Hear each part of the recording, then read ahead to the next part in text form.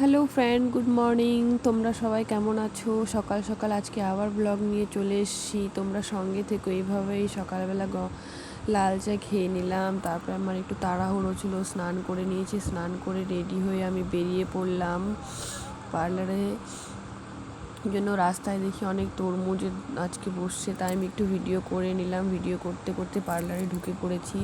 যেহেতু আজকে আমাকে মেহেন্দি পড়াতে যেতে হবে এক জায়গায়, তাই আমি তাড়াহুড়ো করে সকালবেলা ভিডিও অতটাও করতে পারিনি।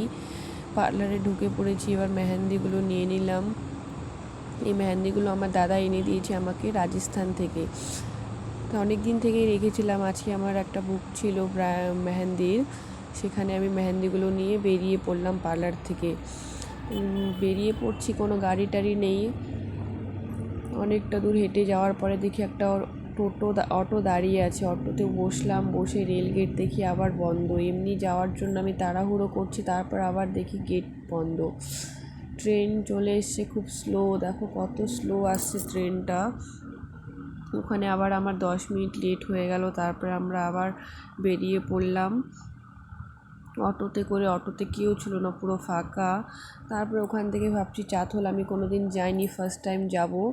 তারপরে কোনো অটো টটো কিছুই ছিল না। তারপর আমি হাঁটতে হাঁটতে বেরিয়ে পড়লাম। এটা স্কুল ছিল, রামকৃষ্ণপুর স্কুল।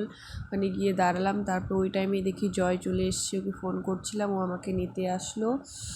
ওরই বিয়ে আজকে, ওকে মেহেন্দি পড়াতে যাচ্ছি আমি। তারপরে ও আমাকে বাড়িতে নিয়ে আসলো। ওদের অনেকটাই ভেতরে ছিল জায়গাটা, আমি প্রথমবার দেখলাম। শুনেছি কিন্তু যাওয়া হয়নি।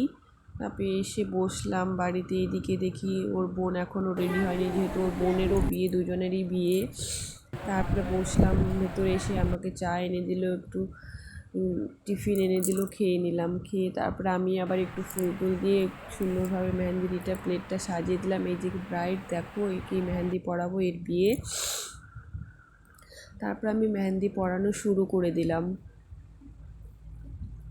মেহেন্দি পড়াতে অনেক টাইম লেগে গেছে, যেহেতু আমি একা এসেছি।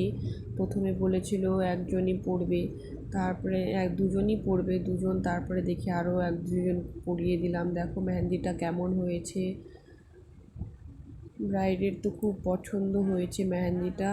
তারপর ওর একটা ভাগ্নি ছিল কিউটি, ও এসে বলছে আমাকে একটু মেহেন্দি পরিয়ে দাও।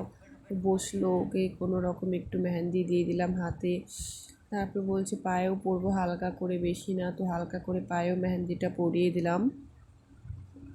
এদিকে ওর মেহেন্দি কমপ্লিট হয়ে গেছে। পুচকিটা আবার এসছে, দেখি আবার ওর সঙ্গে একটু ভিডিও করে নিলাম। এইদিকে দেখি জয়ও চলে এসছে, ওর বিয়ে দেখো। তারপর ওর মেহেন্দি পরানো শুরু করে দিলাম, হয়ে গেছে মেহেন্দি পরানো ওর।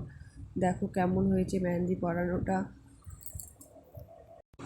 দেখে নাও মেহেন্দির ডিজাইনটা কেমন হয়েছে। ওদের তো খুব পছন্দ হয়েছে আমার মেহেন্দি পরানো। তারপরে আমি একটু ভিডিও করে নিলাম। ওর মেহেন্দি কমপ্লিট হয়ে গেছে। তারপর আবার আমার জন্য টিফিন নিয়ে এসে, আমি খাবো না জোর করে, তবু আবার দিয়ে গেছে। তারপরে দেখি ওর দুটো ভাগ্নি ছিল, আবার ওরা চলে এসছে। ওরাও বলছে মেহেন্দি পরবো। ওদের সঙ্গে একটু গল্প করে নিলাম বসে বসে। ভালো লাগছিলো না, পুরো পা ব্যথা হয়ে গেছিলো, কিন্তু কিছু করার ছিল না, যেহেতু আমি একাই গেছি মেহেন্দি পরাতে। এদিকে ওর দিদি বলছে আমিও মেহেন্দি পরবো। তারপর ওর দিদিকেও আবার মেহেন্দি পরিয়ে দিলাম। দেখো হাতে হয়ে গেছে ওর দিদির মেহেন্দি পরা। পেছনেরটাও দেখে নাও কেমন হয়েছে, তোমরা কমেন্টে অবশ্যই জানিও।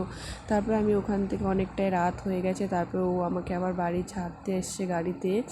বেরিয়ে পড়ছি, চলে এসছি প্রায় কানকি। ভিডিওটা কেমন হয়েছে অবশ্যই তোমরা জানিও। কালকে আবার দেখা হচ্ছে, বাই।